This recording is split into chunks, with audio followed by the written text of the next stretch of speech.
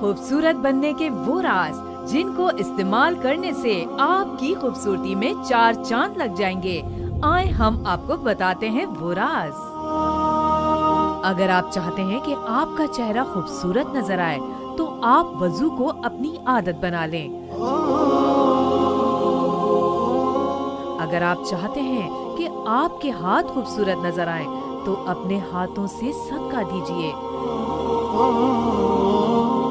अगर आप चाहते हैं कि आपकी आंखें खूबसूरत नजर आएं, तो अल्लाह के खौफ से आंसू बहाएं। अगर आप चाहते हैं कि आपका दिल खूबसूरत हो, तो अल्लाह की याद अपने दिल में बसाएं।